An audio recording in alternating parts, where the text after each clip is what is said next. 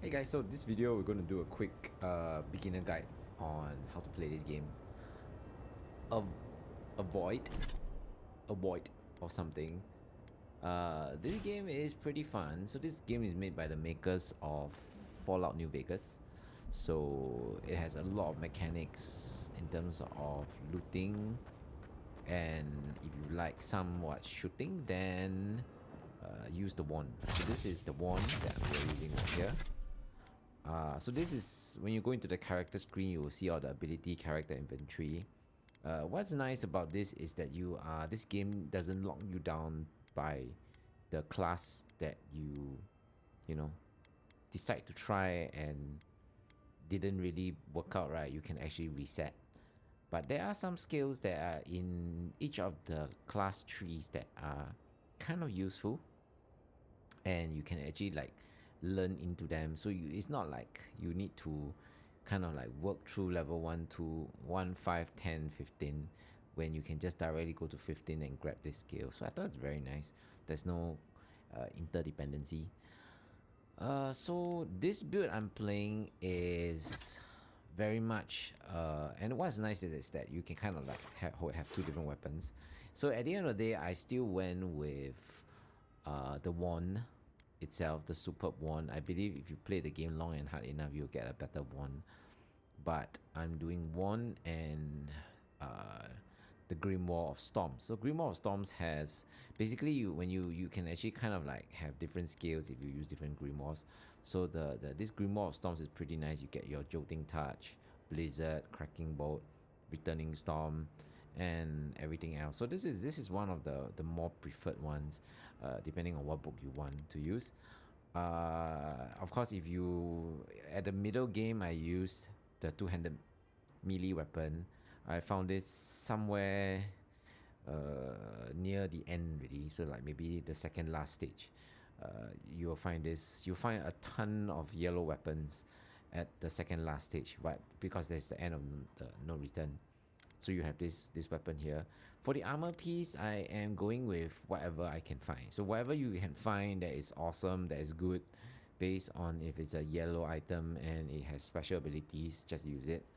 So, but the ability to use different type of armor piece, one of the crucial things you need to get is this thing called Armored Grace. So Armored Grace allows you to wear medium heavy, as well as if you go into medium light, you can also go into learn this as well, and you reduce your essence penalty. So this is one of the must get skills for every build. So you like probably 3 points here, 3 points here, and as such lah. So along the line, you pick up gloves and you just use as you wish. But I think I have prioritized max health and max essence wherever I can find it lah. Of course, under the rings and whatnot, I'm actually going for a more summoner build. So definitely more summoners to help you, more creatures to help you fight the battle. Helps you to distract NPC. After all, this is a single player game, so yeah, the more NPCs you have, you can summon, is pretty fun. So it's a summoner build, definitely. You have damage reduction, it's good to have. Casting, this one is a ring that I probably will never remove. The 20% ability essence cost is damn good. One of the key things in this game you will find are this thing, the need for lockpicks. So lockpicks, you can find it from vendors. Just walk around, look for vendors, buy them. It's dirt cheap, $15 for one lockpick. Each time you get about 3, 5, just buy them. It's very useful to have. If you go back to base, make sure to craft some of these other food items that you find. These ingredients, all the ingredients can be crafted into food and stuff. Materials, don't sell them because you will need to use it to upgrade your weapons. Some of all this loot, you can just go and sell them because it gives you a lot of gold. These are all the bounty trophies that you get for fighting bosses, so you get a ton of it. So that is all for inventory. Under character, I went for a balanced approach. Very heavy on might, constitution, and intellect. After all, survival is kind of key in this game. This 3 parts here, but you do your way. And then if you look at it, Okay, that's nice. Level 26. So if you kind of like play through some of the early game content, look around, and then just do the storyline and kill everything, you should get about 26 the kind of level. But yeah, it's a single player game once again, so don't really need to grind that much. Under abilities, I have kind of mixed a little bit here and there. You can see I have lost my companion due to a certain game choice that I did for the end game. But I think the companion, I would go with Kai, the little avatar looking fella, as well as maybe the mage, that what's her name, the short ass lady, the mage. Yeah, go get her. She's not that bad. You get her in the along the way on the quest line, so don't worry about it. So let's talk about skills. In terms of skills, one more thing I must tell you: gold is super hard to get. This gold amount is very hard to farm. If you unless you really go and like farm it, it's actually quite hard to farm it. In terms of don't anyhow spend and don't anyhow buy shit. Yeah.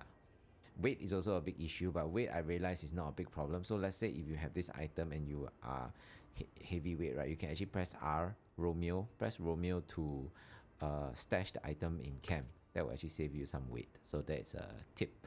I thought it's quite nice that you can have this function. Under skills, we have I went down fighter in terms of the armored grace, constant heal recovery. It's probably okay. Just get back. One point into this will be just nice. 50%. Slowly. The word slowly regenerate 50% is truly slowly. They are not kidding about slowness. So yeah, this is pretty. Just 1 point will be great. Toughness, if you can go all the way up to rank 3, that'll be nice to have. Everything else I skipped except this one as well. Built to destroy. So built to destroy is very good to have because there are a lot of things in the world that you can destroy. So actually, the more things you destroy, you can actually recover health, recover essence. Pretty good built to destroy. Retribution is more of a passive skill. I wanted to get that. After taking damage from an enemy, your next attack deals within 5 seconds deals 70% of the original damage you receive. Pretty good. You don't really need 100%, so 1 point to this would be perfect. There were other passive skills that I wanted to go, but this one restores companion health and doesn't restore my health. So I would have wanted it to restore my health, so I really learned this one. Under ranger, I went for the survivalist. Survivalist is pretty good because let's say in the early game, you kind of like you don't have a lot of potions and stuff, so food is very good. Food restoring 20% is good, but this is kind of like early game. You can actually remove it if you don't want. I went on the bear ally is pretty good. So the bear ally, you don't really need the rank 3 to increase 15 seconds. You don't really need the whole roaring and stuff and increases damage. It is nice, but if you don't have points, just grab 1 point will do. I went with this one. This one, the scavenger skill is also pretty good because if you can get it to rank 2, then your crafting upgrade materials will cost 25% less. So this is very, very awesome as well. But if you have points, the bulk of it is in wizard. So once again, I learned minor missiles for whatever reason, and then don't learn this. And then armored essence, if you can max it, that'll be great. This is the skill that is awesome to have. Corrosive siphon. Corrosive siphon, basically you must try and get it to rank 2 because corrosive siphon literally lets you recover your HP, your health points when and it's a channeling skill. So if you should get it at rank 2, and it's also area of effect. So but it's kind of like linear. So you got to like you got to line the enemies up and then kind of like beam the corrosive siphon at somebody.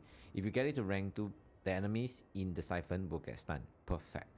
Awesome skill to have. This one would be another good weapon. A good skill to have is the parasitic staff. So basically, this one gives you health. This one gives you back essence. So you summon a staff to hit enemies to restore essence back. How awesome is that? But I was a bit regretful of putting it to rank 2 because rank 2 actually burns the essence that I want. So maybe just rank 1 will do. Don't need to be rank 2. I kind of regret putting it to rank 2.